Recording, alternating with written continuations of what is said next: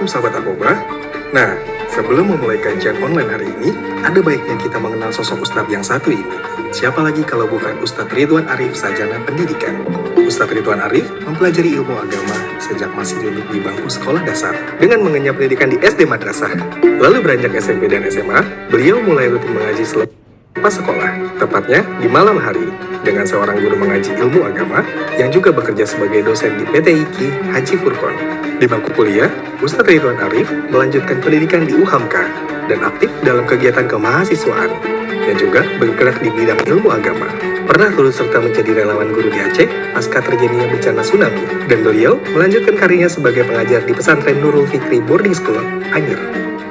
Karir dakwah Ustadz Ridwan Arif tercatat kerap mengisi kajian khutbah dan tergabung sebagai dai dengan standarisasi MUI Pusat, IKADI Tangsel, serta PDM Muhammadiyah Tangsel. Tak hanya itu, Ustadz Ridwan Arif juga membentuk komunitas bahasa Arab mudah, baik secara online maupun offline. Sahabat Akoba, itu dari perkenalan singkat dengan sosok Ustadz Ridwan Arif. Jadi, jangan sampai ketinggalan untuk terus ikut kajian online bersama Akoba.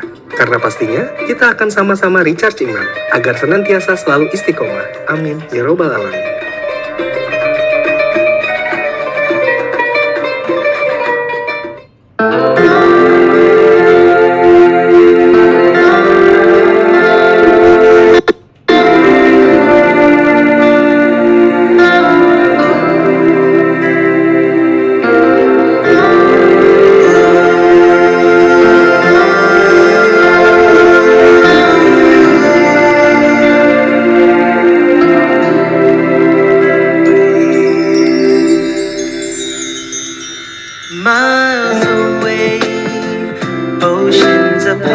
Assalamualaikum warahmatullahi wabarakatuh. Sahabat Akoba, hari ini tanggal 29 Juli 2024 Akoba Travel ada grup keberangkatan batch 3, yaitu umroh amanah dari grup Ambon. Insya Allah kita akan take off jam 11.30. Saat ini jamaah sedang menikmati santap pagi. I'm thinking of the time when the day will come, standing there before you, accept this heart of mine, standing in awe, making my tawaf, drinking blessings from your well. The challenge of Safa and Marwa rekindles my mind. Oh, Makasih Akoba. I've been waiting for Terima kasih.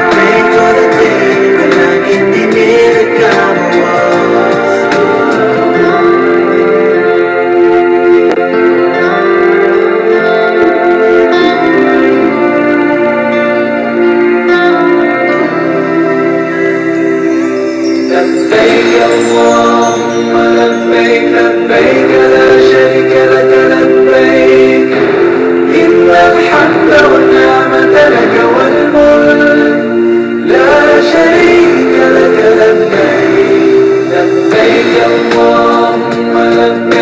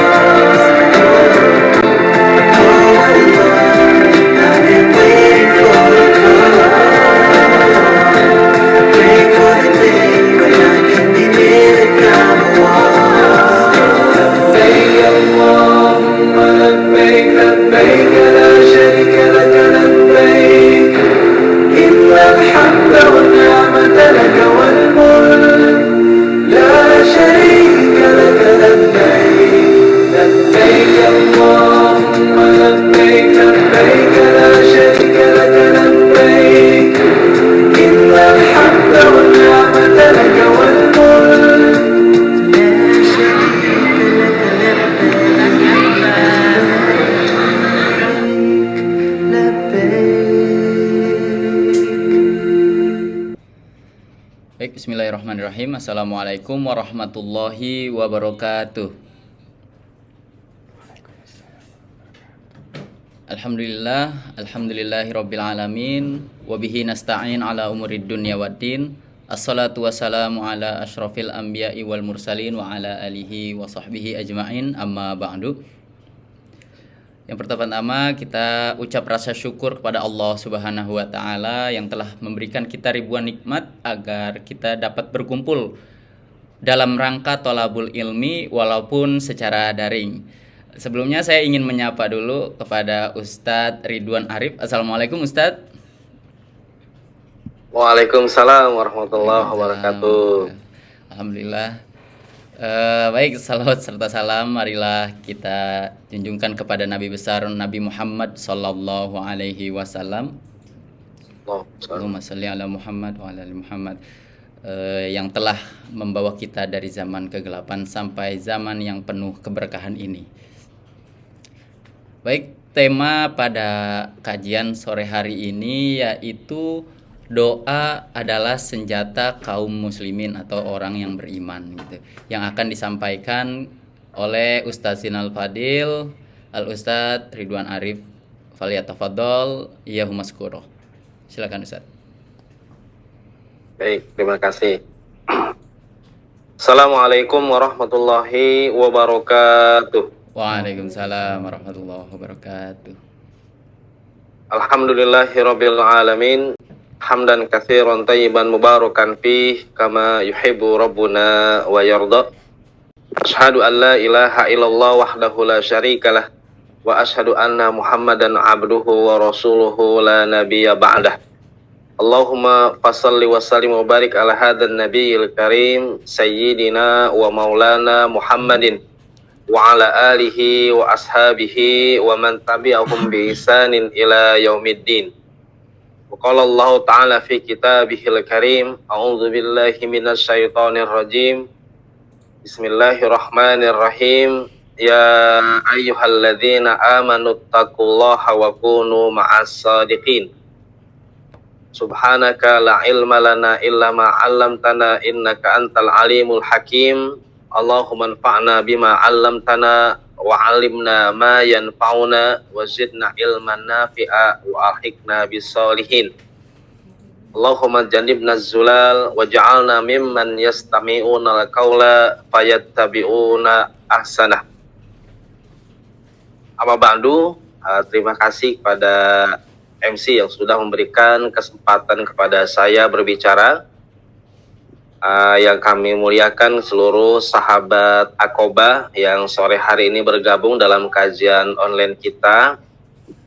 Pertama-tama kita bersyukur kepada Allah Subhanahu wa taala atas semua nikmat yang diberikan, nikmat yang tidak terputus kita rasakan, nikmat yang selalu ada untuk kita, yang Allah hadirkan sebagai tanggung jawab ketuhanan, keilahian Allah kepada kita, yang senantiasa kita rasakan nikmat tersebut, baik nikmat yang kita minta maupun nikmat yang tidak kita minta, namun Allah terus memberikan kepada kita nikmat-nikmat tersebut. Sahabat sekalian, mari kita bersyukur kepada Allah dengan ucapan Alhamdulillah, juga dengan melaksanakan segala ketaatan kepada Allah, menjauhi segala larangannya, sebagai bagian dari rasa syukur kita atas semua nikmat-nikmat tersebut. Salat dan salam semoga selalu tercurah pada qudwah kita, Nabi kita Nabi Muhammad sallallahu alaihi wasallam, yang telah mengajarkan kepada kita dinul Islam, mengajarkan kepada kita akhlakul karimah, mengajarkan kepada kita bahwa dunia adalah tempat kita bercocok tanam, berladang, waktu yang sementara, untuk kemudian kita berpindah kepada alam yang lebih kekal, alam yang lebih panjang masanya, yakni alam akhirat. Dan demikianlah Rasulullah SAW menyampaikan risalah dalam waktu yang singkat, namun disambung dengan para sahabat, tabi'in, tabi'in, para ulama, para guru, seterusnya sampai kepada kita semua. Agama ini sampai kepada kita begitu indah dengan nasihat beliau SAW dan contoh-contoh beliau SAW dari kehidupan beliau yang kita ketahui.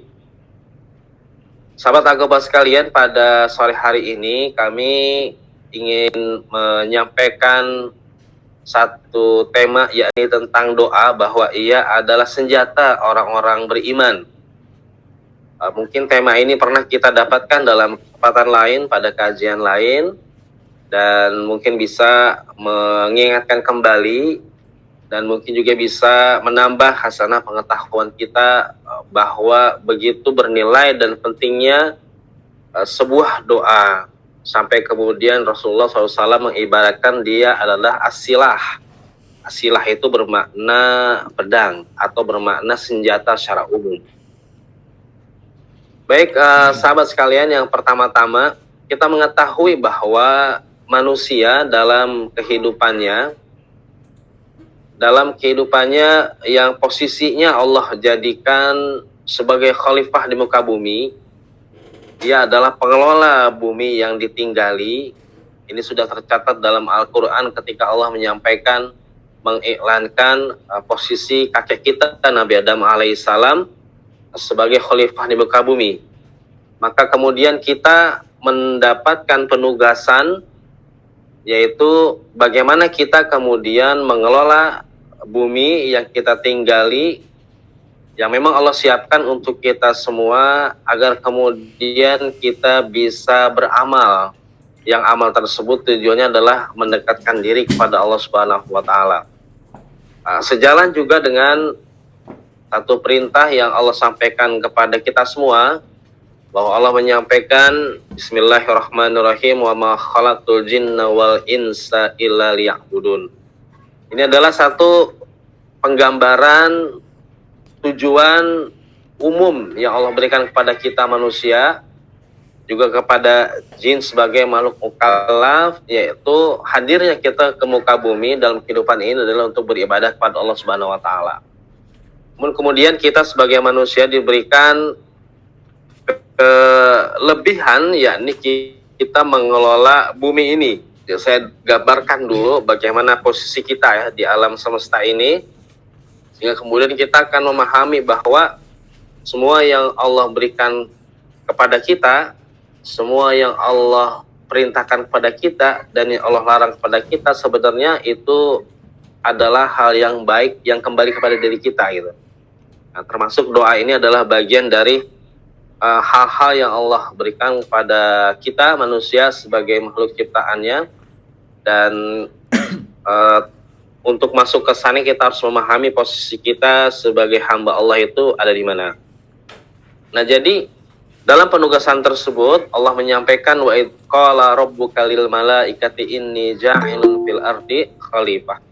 Ingatlah ketika Allah berkata kepada para malaikat bahwa aku hendak menjadikan manusia sebagai pengelola bumi. Maka diciptakan Nabi Adam alaihissalam, diturunkan ke muka bumi. Begitu seterusnya, dari generasi ke generasi para nabi dan rasul turun ke muka bumi. Kemudian mereka memperkenalkan Allah Subhanahu wa Ta'ala sebagai Tuhan satu-satunya yang disembah.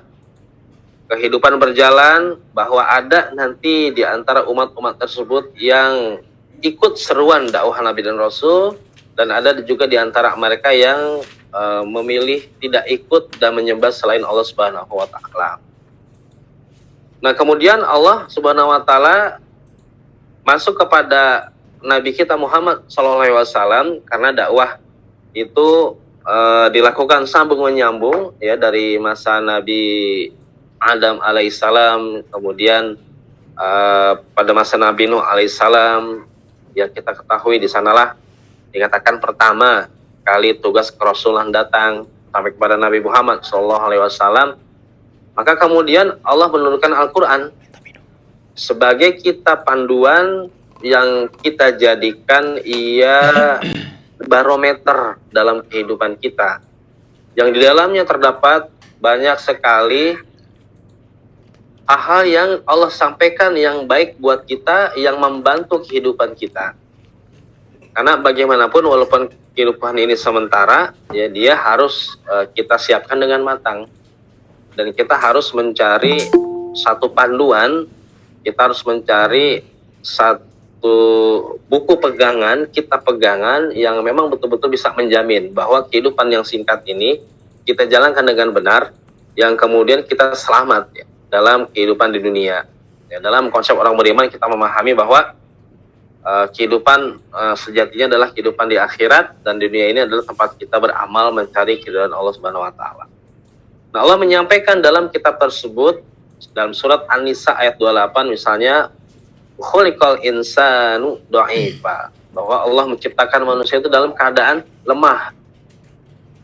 Dan beginilah kita adalah manusia yang lemah, dan Al-Qur'an juga menyampaikan banyak sekali kemudahan-kemudahan yang Allah sampaikan kepada kita, ya, sejalan dengan perintah dan larangan yang juga Allah berikan kepada kita.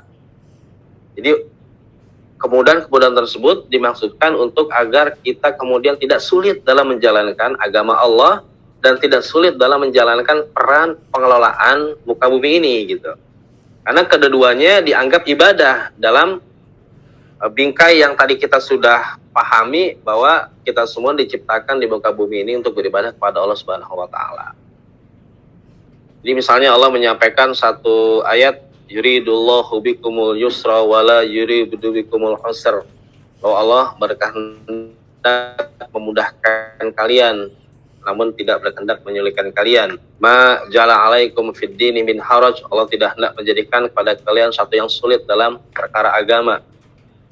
Kemudian fa inna ma'al usri yusra, inna ma'al usri yusra, sungguhnya segala kesulitan itu akan ada kemudahan. Diucapkan kedua kali bahwa bersama dengan kesulitan itu ada kemudahan. Ini satu kasih sayang yang Allah sampaikan dalam kitab Al-Quran untuk kita, bahwa memang perintah datang, memang ujian itu datang, ya, memang larangan-larangan itu datang, namun dalam melakukannya, dalam mengamalkannya, Allah sudah Subhanahu wa taala sudah memberikan kepada kita kemudahan. Nah, maka ada satu mekanisme ibadah yang Allah berikan kepada kita agar kemudian kita mendapatkan segala macam kemudahan dan bisa mendapatkan segala macam apa yang kita inginkan dalam kehidupan kita, gitu. Yakni doa. Nabi Muhammad SAW menyampaikan ad-du'a'u huwa ibadah, bahwa doa itu adalah ibadah. Kemudian beliau menyitir sebuah ayat, ud'uni astajib lakum, dalam surat Al-Mu'min ayat 60, bahwa beliau menyampaikan doa itu adalah ibadah. Kemudian beliau menyitir ayat, mintalah kepadaku, niscaya aku akan berikan kepada kalian. Ini Allah menyampaikan ud'uni astajib lakum, ini adalah perintah, ya, kata perintah untuk kita, dan ketika dia sebuah perintah, maka dia menjadi perhatian bagi kita dari amalan tersebut, bahwa ternyata meminta kepada Allah Subhanahu wa taala itu adalah perintah. Artinya berdoa, meminta apapun dalam kebutuhan kita kepada Allah Subhanahu wa taala adalah sebuah perintah, gitu. Dan menyambung dengan ayat yang tadi, bahwa kita diciptakan dalam keadaan yang lemah, maksudnya manusia itu memiliki sifat lemah. Kemudian Allah Subhanahu wa taala memberikan jaminan kepada kita, mintalah kepadaku maka aku akan mengabulkan apa yang kau minta. Dalam ayat lain misalnya dalam rangkaian surat puasa, wa idza sa'alaka ibadi anni fa inni qarib ujibu da'watad da'i idza da'an. Ya, apabila ada hamba yang bertanya kepada engkau wahai Rasulullah tentang aku, katakanlah aku dekat dan aku akan memberikan kepada mereka apa yang mereka minta, atau aku akan mengabulkan kepada mereka yang meminta kepadaku. Nah, setelah itu memang ada konsekuensi, kita harus, ya, menyeru kepada keimanan dalam artian bentuk terima kasih kita atas semua yang Allah berikan kepada kita adalah, ya, memang kita harus kembali kepada Allah, kembali kepada ajaran-ajarannya, kembali kita mensiarkan hal-hal yang baik tentang agama ini, dan itu semuanya sebenarnya sangat kita butuhkan dan memang baik buat kita. Nah, maka pada bagian pertama kita fahami doa ini adalah perintah, dan dia adalah satu karunia luar biasa dari Allah Subhanahu wa taala buat kita, yang memang Allah perintahkan dan Allah sediakan satu mekanisme, yakni doa, ya, yang tidak boleh kita sia-siakan. Dan kita meyakini bahwa ketika Allah Subhanahu wa taala memberikan kepada kita satu perintah, maka perintah itu memang baik buat kita. ketika Allah melarang satu hal dari kita, maka kita meyakini bahwa hal tersebut adalah buruk buat kita. Dan ketika kita memang meminta kepada Allah Subhanahu wa taala dengan doa-doa yang kita lantunkan, maka sebenarnya itu adalah hal yang baik buat kita. Bagaimana kita sudah menyandarkan diri kita ya hanya kepada Allah Subhanahu wa taala dengan sandaran yang begitu kuat. Dalam surat Al-Fatihah misalnya kita diajarkan ketika kita memuji Allah Subhanahu wa taala sampai pada kalimat iyyaka na'budu wa iyyaka nasta'in, hanya kepada Engkau wahai Allah kami menyembah dan hanya kepada Engkau wahai Allah kami memohon pertolongan. Maka kemudian kita diajarkan satu doa, ihdinas siratal mustaqim. Nah, ihdinas siratal mustaqim, tunjukilah kepada kami, itu kan bentuk permintaan ya. Tunjukilah kepada kami jalan yang lurus gitu. Kemudian ayat berlanjut, siratal ladzina an'amta 'alaihim ghairil maghdubi 'alaihim waladdallin. Amin. Berlanjut kepada surat Baqarah. Langsung Allah menjawab. Nah, ini satu kasih sayang Allah ya. Jadi saya lanjutkan dulu ayatnya. Dalam surat Al-Baqarah menyampaikan bismillahirrahmanirrahim, alif lam mim, dalikal kitabul la raiba fihi hudal lil muttaqin. Coba sahabat Awabah perhatikan ya bagaimana dekatnya permintaan kita dengan jawaban yang Allah berikan. Yang awal kita meminta ihdinas siratal mustaqim, dikasih jalan yang lurus, maka kemudian Allah menjawab dalikal kitabul la raiba fihi. Ini adalah kitab. Kalau kamu mau cari jalan yang lurus, ini ada kitab yang tidak ada keraguan di dalamnya, petunjuk bagi mereka orang-orang yang bertakwa. Coba perhatikan dekatnya jarak antara permohonan dengan ijabah. Ya, permintaan dengan pengabulan. Di dalam Al-Quran itu dekat sekali. Ya, cuman beda beberapa ayat dan langsung itu. Artinya bahwa kembali kepada hukum asal ya. Kalau kita belajar usul fikih itu kita mencerna segala sesuatu itu biasanya kembali kepada hukum asal. Jadi hukum asal doa itu adalah dia pasti dikabul. Dia pasti diijabah, dia pasti diperkenankan. Begitu. Ya, dari sekalian. Dan kita harus meyakini ini benar. Karena jangan sampai kita mengatakan kenapa Allah menunda-nunda, atau kenapa Allah menanti-nantikan, atau kenapa Allah Subhanahu wa taala kemudian dengan sangka-sangka kita tidak mendengarkan doa kita. Masya Allah. Jangan sampai ada ya dalam pikiran kita hal-hal seperti itu. Karena hukum asalnya setiap doa orang beriman itu pasti dikabulkan. Itu pasti gitu ya. Nanti kita akan bahas kenapa doa tersebut tidak dikabulkan. Ternyata kembalinya bukan kepada Allah Subhanahu wa taala, tapi kembalinya kepada kita yang berdoa gitu. Ya kan? Karena tidak mungkin Allah Subhanahu wa taala yang memiliki segala sesuatu gitu ya, penguasa segala sesuatu, tidak membutuhkan apapun ya, yang sudah terpuji tanpa dipuji, sudah suci tanpa disucikan, itu punya motif untuk menunda gitu pemberiannya. Tidak mungkin. Pemberiannya pasti turun kepada semua ciptaannya, karena rasa kasih sayangnya, rahmatnya, rasa karunia yang besar. Itu dalam Al-Quran sangat banyak disampaikan bagaimana Allah itu memiliki karunia yang besar untuk ciptaannya gitu ya. Yang ada adalah kita sendiri dalam perilaku kita yang membuat doa itu kemudian tertahan. Nah, kita coba akan bahas hal tersebut. Nah, hadirin sekalian, sahabat Aqobah yang dimuliakan Allah Subhanahu wa taala, kita sudah memahami hal tersebut. Sekarang kita memahami satu hadis yang dibawakan oleh Nabi Muhammad SAW dalam sebuah riwayat, ad-du'a'u silahul mu'minin, bahwa doa itu adalah senjata bagi orang-orang beriman. Nah, tentu Nabi Muhammad SAW dalam riwayat ini mengatakan bahwa doa itu disejajarkan atau disamakan dengan silah, senjata, adalah karena pertama adalah keistimewaannya.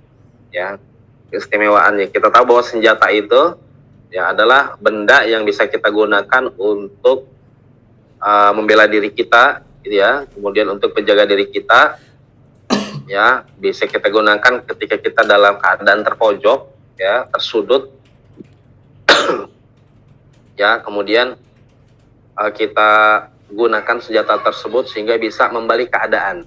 Ya, yang tadinya terpojok ya, dengan senjata tersebut bisa berbalik keadaan menjadi lebih baik. Dan ini adalah satu keistimewaan yang Nabi Muhammad pilih sendiri ya, diksinya dengan menamakan doa adalah silah.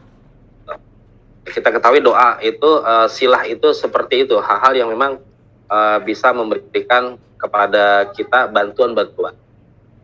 Nah, logika senjata yang kita ketahui, makin sering kita menggunakan senjata, makin mahir kita, begitu kan? Ya, misalnya kita punya senjata katakanlah misalnya tombak gitu ya. Nah, makin sering kita berlatih, kita pegang gitu ya, kita gunakan, makin mahir. Misalnya katakan golok atau pedang sama gitu ya, atau misalnya senjata panah dan seterusnya. Maka doa juga begitu. Hadirin sekalian, kalau kita pahami dia adalah satu andalan, keistimewaan yang Allah berikan kepada kita, makin sering kita gunakan, maka kita makin handal dengan doa tersebut. Gitu. Artinya kita akan memahami bahwa doa ini adalah masa-masa yang spesial gitu. Doa ini adalah senjata yang betul-betul andalan yang kita gunakan ya kalau perlu setiap saat, dan memang tidak ada larangan menggunakan doa itu setiap saat gitu.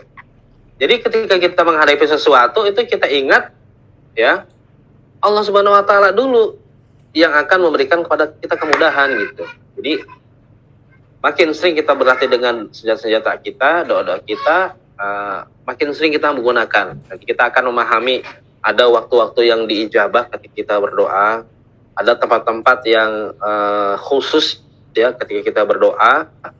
Nah, ini terkait tempat ya kita ketahui bahwa ada potongan wilayah di muka bumi ini yang disebut tanah haram ya. Nah, di sana ada di Mekah dan Madinah dan sebagian di Al-Quds ya. Nah, nanti kita akan bahas sedikit keutamaan tanah haram itu sebagai tempat yang dijadikan tempat yang paling mustajab ya, ketika kita berdoa, baik di Masjidil Haram maupun di Masjid Nabawi. Nah, kemudian logika senjata juga apabila kita sering berlatih maka kita makin pandai dalam menggunakan. Kemudian kita juga ketahui bahwa senjata itu walaupun berbeda-beda gitu ya bentuknya dan cara penggunaannya, kita yakin makin mahir kita maka senjata itu makin powerful gitu, powerful ya. Tidak melulu orang yang menggunakan panah itu akan kalah dengan yang menggunakan tombak misalnya ya. Kalau yang menggunakan tombak nggak mahir, yang panah mahir, maka akan kalah gitu. Artinya bahwa senjata itu atau doa itu bisa menjadi doa yang paling mustajab yang kita gunakan gitu. Kalau kita sering berlatih, kita suka menggunakan doa tersebut, maka doa itu juga bisa menjadi senjata yang bisa kita gunakan yang paling mustajab ya, karena kita sudah sangat memahami cara penggunaannya, kita sangat memahami kapan kita bisa menggunakan senjata tersebut atau doa tersebut gitu ya. Nah, jadi dia adalah sama seperti senjata, dia memiliki kekuatan-kekuatan, begitupun doa gitu ya. Begitupun doa. Allah Subhanahu wa taala memberikan kepada orang-orang beriman ya kelebihan ketika ya berdoa ya, maka doa tersebut adalah satu hal yang memang tidak mungkin ada hijabnya gitu ya. Kita mengetahui ada sebuah hadis ya disampaikan, ittaqi da'watal mazlum ya, takutlah kalian akan doa atau rahtapan doa orang-orang yang terzalimi. Fa innahu laisa bainahu bainallah hijab, maka tidak ada hijab antara ia dengan Allah. Ya, ini kan berarti dia si mazlum, orang yang terzalimi ini menggunakan doa sebagai senjatanya ya. Coba bayangkan ya, andai kata misal ya si orang yang terzalimi ini menggunakan senjatanya doa tadi, bukan mendoakan keburukan, tapi justru minta doa kebaikan. Ya, misalnya dia minta doa diberikan keberkahan misalnya ya dalam hartanya, misalnya kemudahan dalam menuntut ilmu, kemudian misalnya diberikan kemudahan untuk menziarah ke tanah haram gitu ya. itu subhanallah, itu pasti diijabah ya dalam posisi dia tadi gitu ya. Kalau dia paham dia menggunakan senjata itu gitu ya.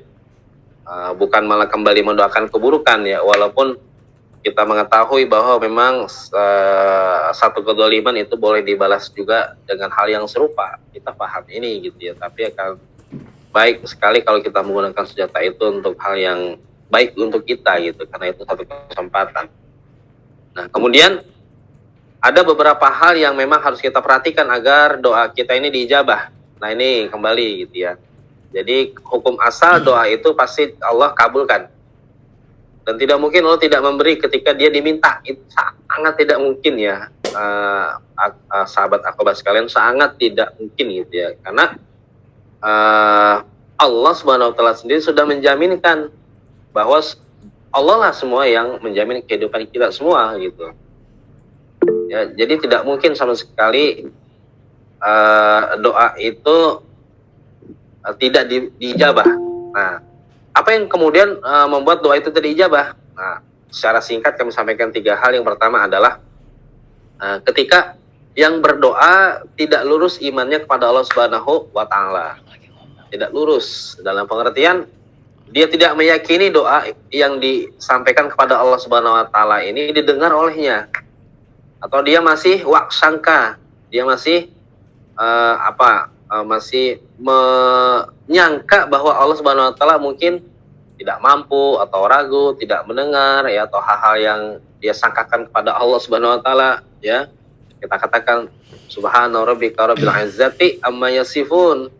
Ya, maha suci Allah dari sangka-sangka mereka. Padahal Allah itu Khalik ya, tentu tidak memiliki sifat-sifat yang kita sangkakan gitu. Jadi kita meyakini yang pertama, iman kita lurus kepada Allah, bahwa Allah lah yang memang memberikan, kita lah yang meminta. Kemudian yang kedua, kita tidak mendoakan hal yang buruk. Ya, tidak boleh kita menggunakan doa itu kepada hal yang buruk. Begitu. Kecuali misalnya sekarang sedang terjadi kezaliman di Palestina gitu ya. Warga Palestina di genocide ya, di bombardir ya, dilakukanlah di sana oleh orang-orang Zionis kezaliman yang luar biasa. Nah, kita berdoa untuk keburukan orang yang zalim, nah itu dibolehkan. Nah, dibolehkan. Karena sudah jelas kezalimannya. Ya, kalau jelas kezalimannya. Allah menyampaikan dalam surat Al-Baqarah, fala udwana illa 'alal zalimin, bahwa tidak ada permusuhan kecuali terhadap orang-orang yang zalim gitu. Jadi memang dibolehkan. Tapi yang jelas kezalimannya, bukan atas sangka lagi gitu. Ya, kalau di Palestina kan sudah jelas ya, maka kita boleh tuh mendoakan keburukan buat mereka agar kemudian mereka dikalahkan, agar kemudian mereka dibuat kocar-kacir, mereka dibuat gitu. Ya, tentu doa ini kita gunakan untuk hal-hal yang baik saja, baiknya begitu ya. Dan sesama saudara muslim, ya sangat tidak baik kalau kita menggunakan doa-doa yang buruk. Apalagi sudah jelas kemuslimannya, keimanannya, dan seterusnya. Ya, itu yang kedua. Kemudian yang ketiga adalah kita menjaga makan kita dari hal-hal yang haram. Kita menjaga apa yang kita pakai dari hal-hal yang haram. Ya, ketika kita sudah menjaga hal tersebut gitu ya, bersih dari hal-hal yang haram, semua yang semua yang kita gunakan adalah hal yang bersih, hal yang baik gitu ya, halal dengan kata lain, maka ijabah itu akan datang kepada kita. Jadi yang pertama, kita pastikan bahwa iman kita lurus kepada Allah Subhanahu wa taala dengan penuh keyakinan bahwa sangka kita baik. Yang kedua, kita hanya berdoa untuk kebaikan, tidak boleh untuk keburukan. Ya, ini termasuk juga, mohon maaf gitu ya, kadang kita mendoakan hal-hal yang buruk untuk negeri kita, itu juga nggak boleh gitu ya. Nah, kita kan tinggal di sini justru harusnya kita bukan mendoakan yang buruk, mendoakan yang baik, kita bangun bersama gitu. Adapun hal-hal yang memang buruk kita tinggalkan, seperti itu. Jadi doa-doa hal yang baik. Kemudian yang ketiga adalah menjaga dari hal keharaman, agar kemudian doa itu diijabah. Dan doa itu apabila kita tidak melakukan 3 hal tersebut gitu ya, dia pasti diijabah dalam 3 bentuk. Yang pertama, Ini hukum asal doa diijabah. Yang pertama, Allah langsung kabulkan doa tersebut, gitu ya, langsung kabulkan apa yang kita minta. Dan ini banyak sekali, contohnya banyak sekali. Kalau disebutkan terlalu banyak kayaknya ya. Ya kita semuanya misalnya kita minta Allahumma inna nas'aluka salamatan fid din, ya, selamat dalam agama, ya, kita diijabah kan doa kita. Alhamdulillah kita bangun pagi ingat sholat subuh. Berarti kan dijaga keselamatan agama kita dijaga. Allah kabul kan, Allah ijabah. Ya, dalam doa-doa lain juga Allah sangat sangat banyak ya menjaga. Kemudian yang kedua, doa ini disimpan Allah Subhanahu Wa Taala untuk nanti diberikan ya pada saat hari perhitungan. Ya, Allah Maha tahu gitu ya, ketika seseorang hamba bukan nggak dikasih, tapi nanti kayak ilustrasinya itu kita punya anak ya, sekarang lagi pancaroba ya, dia minta es. Dia udah mulai flu, minta es, kita bilang jangan minta es nak, mendingan makan yang lain gitu. Itu kan sebenarnya orang tuanya bukan berlaku buruk atau jahat kepada dia, tapi justru menjaga dia gitu.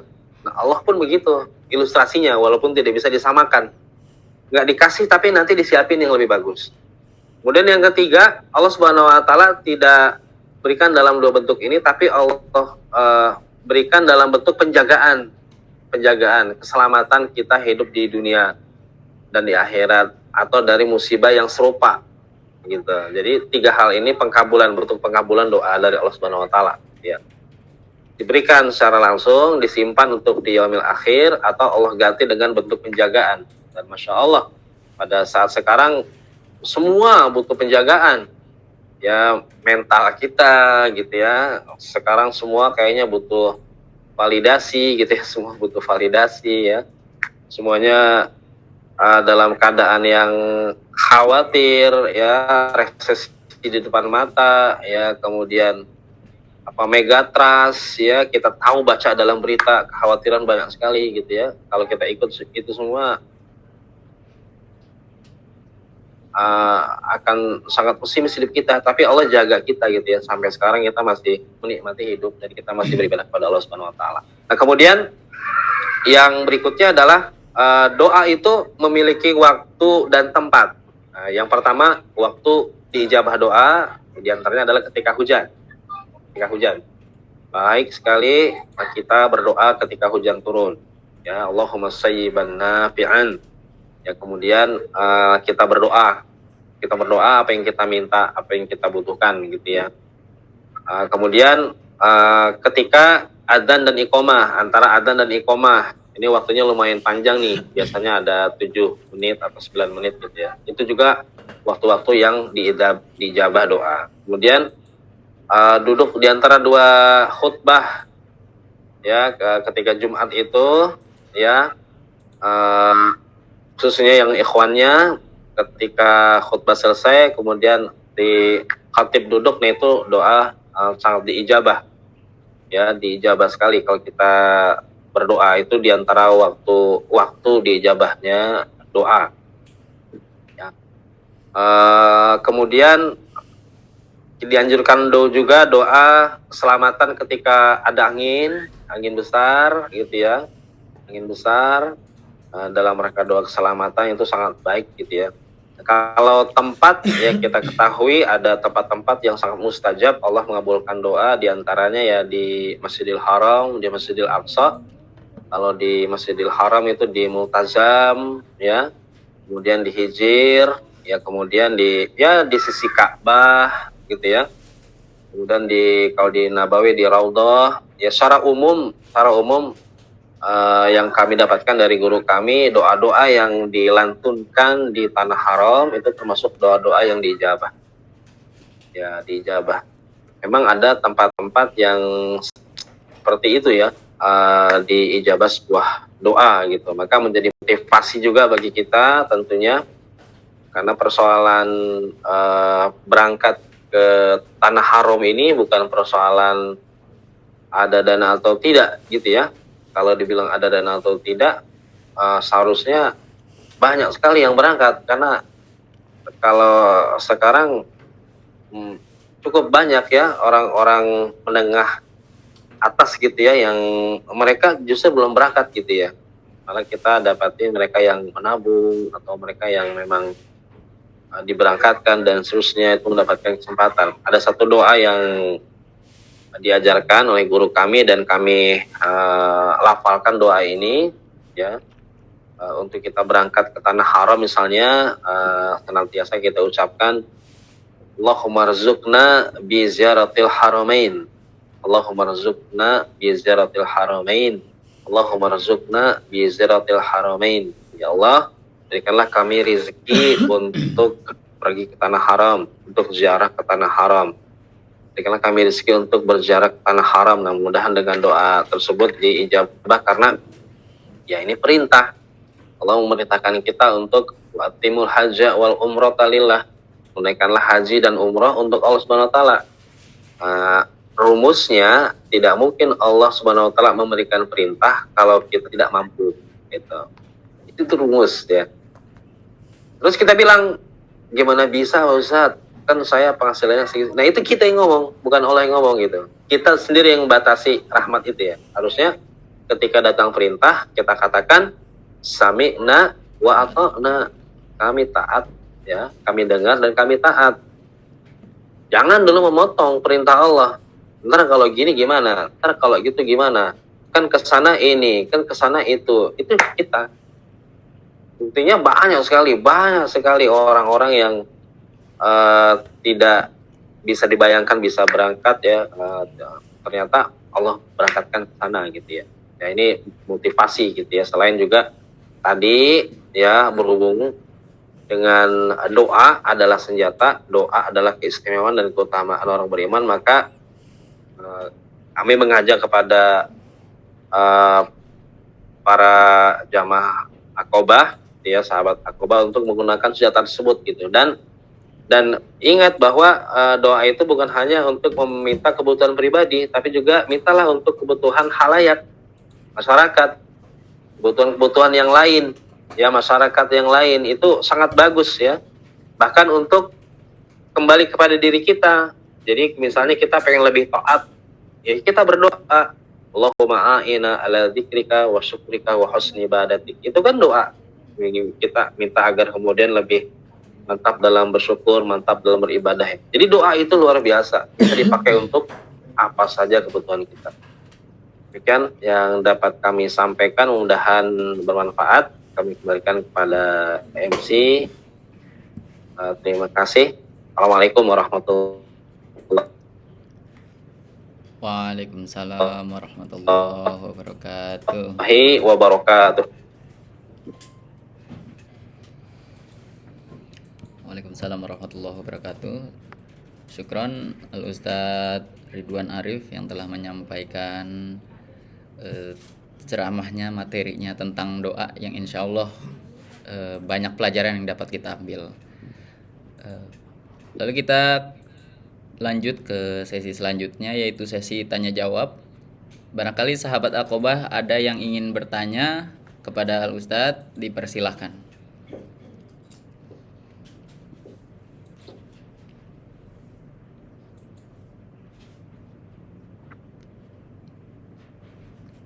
Ustadz, ada pertanyaan nih dari Mbak Paramita Purnamasari. Apakah doa-doa buruk juga diijabah? Misal orang yang terzolimi atau yang sedang sakit hati gitu, Ustadz. Seperti itu pertanyaannya. Ya, baik. Doa orang yang terzolimi itu diijabah. Ya, bagaimana hadis yang tadi kami bacakan, ittaqi da'watal madlum fa innahu laisa bainahu wa bainallahi hijab. Takutlah kalian dengan doa orang yang terzalimi karena antara dia dengan Allah tidak ada hijab. Nah, ini adalah bentuk pembelaan. Bentuk pembelaan dari Allah Subhanahu wa taala kepada orang yang terzalimi dan dia tidak mampu untuk membela diri. Gitu. Ini pembelaan. Kalau urusan kezaliman ini memang dalam agama kita tidak ada toleransi. Ya, tidak ada toleransi. Kezaliman datang dari manapun, maka Allah yang pasang badan. Istilahnya ya, pasang badan itu bahasa kita ya, bukan dari Allah ya. Kan turun membela. Gitu. Maka pelajarannya kita jangan berbuat dolim gitu. Pelajarannya bukan Iya. mumpung didolimi nih kita ya mudah nggak didolimin juga gitu, dalam pengertian hati-hati sekali ketika kita berlaku dolim, maka dia sebenarnya sedang memegang ya senjata yang luar biasa yang kalau dia mainkan itu pasti akan berbalik ya. Ya, dan itu memang nyata dalam banyak kisah, kalau disampaikan mungkin agak panjang gitu ya. Akan tapi ini adalah bentuk pembelaan dari Allah Subhanahu wa taala kepada orang-orang yang zalimi, dan ini adalah bentuk keadilan bagi mereka yang tidak bisa membela diri, maka Allah hadir. Ya, dalam ayat yang tadi kami bacakan, fala udwana illa 'alal zalimin. Maka tidak ada permusuhan dari kami kecuali terhadap orang-orang yang zalim. Itu Allah menyampaikan begitu gitu. Jadi kalau sama yang zalim ini Allah udah gak ada cerita. Kecuali yang ini bertobat. Yang bertobat gitu kan, kemudian dia meminta keridhaan. Nah, itu lain hal. Lain hal. Ya hendaknya kita juga manage hati kita agar kemudian menjadi hati yang selamat gitu ya, hati yang tidak dipenuhi benci dan dendam ya, jika memang itu malah mengotori jiwa kita. Demikian, wallahu a'lam bishawab. Baik, Ustaz. Selanjutnya Ustaz, ada pertanyaan titipan nih Ustaz. Sejauh mana besarnya kekuatan doa melawan musibah apabila ia seseorang yang pendosa yang bertaubat dan masih memiliki rasa beriman gitu Ustaz. Baik. Yang pertama, obat dari maksiat atau pelaku dosa adalah taubat ya, obatnya itu ya. Jadi pelaku maksiat, pelaku dosa itu tidak ada obat lain kecuali bertobat. Bertobat. Nah, ketika dia bertobat, kemudian dia meminta kepada Allah Subhanahu wa taala, maka tentu efeknya sangat kuat bagi doa tersebut gitu. Ya, sangat kuat. Dan apapun yang dia minta ya kembali kepada keyakinan dia terhadap Allah Subhanahu wa taala. Kita kan suka tuh kalau dalam hidup berisolah gitu ya, usai salat kita mengucapkan subhanallah, alhamdulillah, wala ilaha illallah, Allahu akbar. Sebenarnya dalam kata subhanallah itu kan maknanya maha suci Allah ya. Iya. Sebenarnya bukan kita mensucikan Allah, tapi kita mensucikan prasangka diri kita terhadap Allah Subhanahu wa taala gitu. Kalau Allah udah suci. Tapi bisakah kita membersihkan prasangka kita kepada Allah? Ya, kita kan suka prasangka sama Allah ya. Allah nggak dengerin kita, Allah menahan rezeki kita. Allah Subhanahu wa taala maksudnya apa sih Allah ngasih ini ke kita? Itu kan mempertanyakan ya. Kan nggak layak. Apa sih Allah ngasih gini ke kita gitu? Itu nggak layak ya. Hal seperti itu makanya harus disucikan, yaitu dengan mengucap subhanallah. Artinya kita harus betul-betul bersih gitu dari prasangka kita kepada Allah Subhanahu wa taala. Dan ketika dia bertobat, ya dia berarti kembali kepada Allah, ya doa yang dia lakukan adalah doa yang sangat besar kekuatannya. Bagaimana dengan orang yang masih berdosa? Allah Subhanahu wa taala ya akan terus ya menanti hambanya kembali kepada taubat ya. Walaupun Allah Subhanahu wa taala juga tetap memberi kan. Jadi orang-orang yang berdosa itu termasuk orang-orang yang tidak beriman juga kan berdoa ya mereka ya. Mereka berdoa dan Allah berikan itu. Jadi kalau misalnya orang yang beriman nggak dikasih Allah, mungkin mereka nggak ada kehidupan. Tapi kan buktinya subhanallah ya, orang yang nggak beriman itu punya kehidupan, punya keluarga, mereka berderma ya, mereka punya cita-cita, mereka mencapai cita-cita mereka, itu kan pemberian Allah. Logikanya orang yang tidak beriman saja Allah berikan, apalagi kita gitu. Yang ingin saya sampaikan, obat dari kemaksiatan adalah bertobat ya, sedangkan doa maka itu hubungan si hamba dengan Allah Subhanahu wa taala gitu. Saya tidak bisa mengatakan doa seorang pendosa tidak diijabah. Ya tidak bisa saya katakan begitu karena bisa jadi ya ketika dia bermaksiat ya, kemudian dia berdoa diijabah, kemudian dia bertobat, ya, bisa saja seperti itu gitu ya. Kita kan tidak boleh memutuskan rahmat ya kepada orang-orang yang bermaksiat gitu ya. Nah, kecuali kepada orang-orang yang memang terang-terangan berlaku zalim seperti saya sampaikan tadi. Nah, kalau seperti itu sudah terang-terangan, ya tentu sebagaimana yang disampaikan kita membenci gitu ya. Kan tetapi untuk yang berdosa apalagi bermaksiat, mendolimi diri sendiri, itu tentu kita inginkan mereka bertobat. Ya, demikian. Allahu a'lam. Allahu a'lam. Ustaz, Baik. ada lagi pertanyaan Ustaz? Masih boleh Ustaz? Silakan. Nih Silakan. ada dari Mbak Leli Ustaz. Kenapa Ibu Ya. Malin Kundang itu doanya dikabulkan? Itu kayak kan mengutuk anaknya Ustaz. Apakah Ya. doa orang tua ini baik maupun buruk itu pasti dikabulkan Ustaz? Begitu. Ya, baik. Kalau doa Ibu Malin Kundang dikabulkan, saya nggak tahu ya. Bahkan keberadaan ibunya Malin Kundang ada atau enggak, saya nggak tahu juga ya. Cuman itu nasihat ya, tentu nasihat. Nasihat yang sangat baik bagaimana kita harus menjaga kelakuan kita, akhlak kita kepada ibu. Dan apakah doa ibu itu diijabah? Ya, kepada anaknya diijabah. Gitu, sangat gitu ya. Makanya saya pribadi gitu ya, kalau sampai sekarang itu kalau saya mau khotib di khutbah gitu ya, saya selalu WA ibu, mohon doa, mau khutbah di sini gitu kan. Walaupun jadwal khutbah itu ya alhamdulillah hampir tiap minggu gitu ya, tapi saya meminta ini cinta ibu itu kan kepada anaknya tulus gitu ya. Iya. Nggak ada ya ibu itu nyimpan motif gitu ya anaknya. Itu langsung nyambung kepada Allah Subhanahu Wa Taala doanya gitu. Jadi saya cari keberkahannya sebenarnya gitu, berkahan ya. Kan ridho Allah, ridho walidain ya. Ridhonya Allah itu tergantung ridho orang tua gitu ya. Ya jelas lah dia mengandung kita gitu ya, memelihara kita gitu kan, cintanya nggak ya udah nggak diragukan ya. Nah di situ ada berkah, istilah kita itu ada karomahnya ibu itu gitu ya. Maka insya Allah itu doa yang termasuk doa yang diijabah ya. Makanya menyenangkan hati mereka itu satu amalan yang sangat baik ya.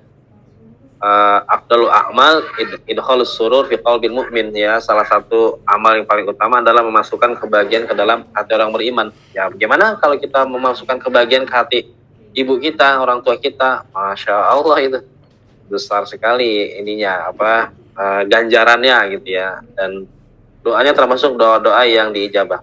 Bagaimana dengan kutukannya? Nah, doa-doa yang buruk ya, ini memang tidak ada keterangan doa-doa atau hal-hal yang doa-doa yang diburuk gitu ya dijabah. Yang ada adalah kisah-kisah doa-doa yang baik ketika si ibu dibuat kesal misalnya oleh anaknya, ada kisahnya gitu ya. Ya kembali kepada tiga hal tadi ya, jangan kita gunakan doa-doa yang buruk ketika kita sedang emosi. Nah, misalnya nih untuk para bunda yang punya anak gitu ya, yang kadang anaknya gemesin gitu ya, yang kadang anaknya bikin lucu gitu ya, jangan. Ya hendaknya kita doakan hal-hal yang baik saja gitu ya. Karena memang ini kembali kepada kita sendiri ketika kita berdoa untuk anak-anak kita gitu ya. Dan hendaknya doa yang baik saja. Ya mudah-mudahan tidak sampai kejadian ya doa-doa buruk kita kembali kepada kita. Dan memang ada satu kebiasaan Nabi Muhammad SAW, yaitu selalu berkata hal positif. Ketika menanggapi satu hal gitu, ketika datang ke satu hal atau ketika datang berita, nah itu beliau selalu berkata positif, jangan berkata negatif, karena kadang berkata negatif itu akan menghadirkan hal yang negatif juga. Kalau ini ada sandarannya, makanya selalu ucapkan hal-hal yang baik ya, karena kan ucapan doa ada yang hal seperti itu kan, ada ucapan doa gitu ya, kita sebut gitu. Nah, anak-anak mau main hujan misalnya, terus kita bilang jangan, nanti kepleset, nanti jatuh, nanti sakit gitu ya. Enak main, ya betul ternyata sakit, jatuh atau apa gitu. Jangan hal negatif. Kalau boleh boleh, kalau enggak, gitu aja. Kalau emang apa ya, namanya anak-anak kan semua dunianya dunia main ya. Kalau kita doa, kalau kita hujan itu kita lari ya. Kalau anak-anak doa hujan lari juga, tapi larinya malah main ya. Kalau kita menghindar, mereka malah main. Begitulah. Yang penting poinnya, ucapan-ucapan itu harus ucapan-ucapan yang baik. Ya, kalau doa itu adalah ucapan, maka ucapanlah ucapan yang baik, sehingga doa itu juga menjadi doa yang baik. Ya. Demikian. Allahu a'lam bishawab. Allahu a'lam bishawab. Ustaz, mungkin ini ada pertanyaan terakhir dari saya sendiri, Ustaz ya. Siap. Terakhir, Ustaz ya. Boleh ya, Ustaz? Silakan. Jadi gini, Ustaz. Apakah tidak dikabulkannya doa kita itu karena kalah doa sama orang lain yang lebih beriman gitu, Ustaz? Karena mungkin ya ada satu ilustrasi gini, Ustaz. Ada macan sama kancil. Dia kejar-kejaran, Ustaz. Macan ini lapar, kalau nggak makan, macan bakal mati. Kalaupun dapat si kancil yang akan mati. Jadi doanya itu kalah kuat gitu, Ustaz. Itu apakah bisa menjadi indikator kalau doa kita itu nggak diijabah begitu, Ustaz? Terima kasih, Ustaz. Oke. Ya, ilustrasinya menarik sekali ya, Masya Allah. Doa kancil, doa macan, ini baru saya dengar. Jadi pertama, doa itu adalah sebuah permintaan, ya, dan dia adalah perintah. Itu kita pahami. Yang kedua, kita hanya meminta hal-hal yang baik. Ya, tentu hal yang baik buat si kancil selamat kehidupannya dari macan. Dan doa yang baik juga si macan meminta rizki kepada Allah Subhanahu Wa Taala, gitu kan? Ya Allah, berikan kami rizki kancil, ya, yang kancil yang gampang dikejar misalnya gitu. Yang mana doa yang dikabulkan? Ya, saya nggak tahu, tergantung kedekatan mereka kepada Allah Subhanahu Wa Taala. Apakah dekatnya kepada macan atau kancil gitu kan? Jadi memang doa itu sangat bergantung kepada kedekatan dan keyakinan kita meminta kepada Allah Subhanahu Wa Taala gitu. Dan tidak dikalahkan, doa itu tidak dikalahkan dengan doa. Yang bisa doa kalahkan itu adalah musibah atau takdir. Ya, Allah misalnya menetapkan sesuatu gitu ya, itu bisa dikalahkan oleh doa, itu bisa. Hanya Allah menetapkan suatu hal yang buruk gitu ya. Kan yang saya ucapkan tadi, Allah jaga kita dari hal yang buruk yang semisal. Nah, itu bisa terjadi. Jadi tidak ada doa dikalahkan oleh doa. Persoalannya hanya doa siapa yang diijabah saat itu, doa siapa yang disimpan pada saat itu. Mungkin doa si kancil, kalau dia dimakan, dia akan disimpan nanti di akhirat gitu ya. Nah, kemudian ada lagi, satu lagi nih, Mas MC. Boleh nggak kita mendoakan orang, misalnya kita punya kawan, dia punya rumah sakit ya, baru buka gitu ya. Kita doakan, mudah-mudahan rumah sakitnya besar, makin ramai, gitu kan. Pasiennya banyak yang datang, gitu ya kan. Saya doakan, gitu. Boleh nggak kita doa begitu? Dengan kata lain, berarti kalau rumah sakitnya makin besar, makin ramai, berarti kan banyak yang sakit ya. Oh iya, sebentar. Gitu kan? Dengan kata lain ya. Iya, Ustaz. Ya, kita doa yang baik-baik gitu.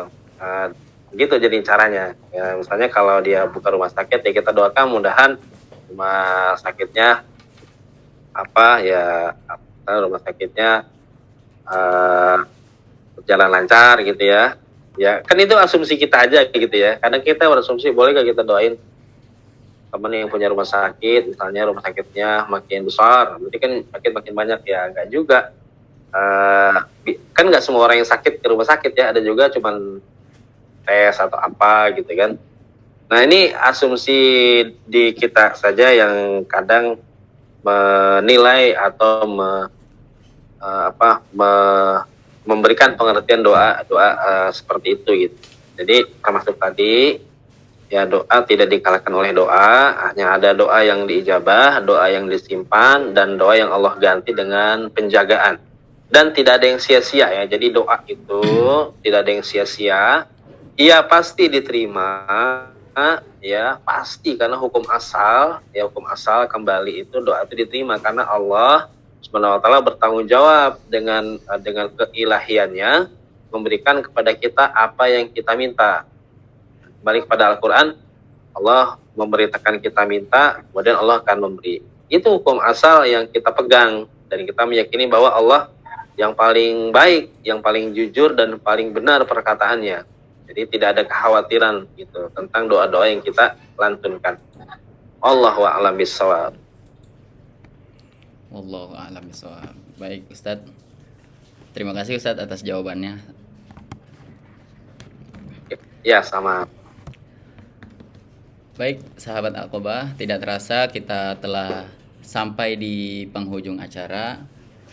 Terima kasih kepada Al Ustadz Ridwan Arif yang telah memberikan materinya dengan sangat-sangat jelas, yang insya Allah akan bermanfaat bagi kita, bermanfaat bagi semuanya. Amin amin ya robbal alamin. Bagi sahabat Aqobah yang ingin berumroh, tersedia beberapa program umroh. Umroh premium 6 November, fasilitas premium dengan jarak hotel sangat dekat dengan Masjidil Haram dan Masjid Nabawi. Yaitu ada umroh akhir tahun 30 Desember dan umroh musim dingin di 18 Januari. Dan apabila sahabat Aqobah tertarik untuk umroh bersama Ustadz Ridwan Arif, kita ada paket umroh Sya'ban 23 Februari 2025 dengan fasilitas hotel bintang 4 menggunakan Qatar Airways, landing direct Madinah. Terima kasih Al Ustadz telah menyampaikan materi dan telah menyempatkan waktu untuk hadir, dan untuk teman-teman Aqobah yang sudah hadir saya ucapkan terima kasih. Saya Imam Maulana Ibrahim pamit undur diri. Nasrum minallahi wa fathun qarib wa basyiril mu'minin. Wassalamualaikum warahmatullahi wabarakatuh. Waalaikumsalam. Waalaikumsalam warahmatullahi wabarakatuh.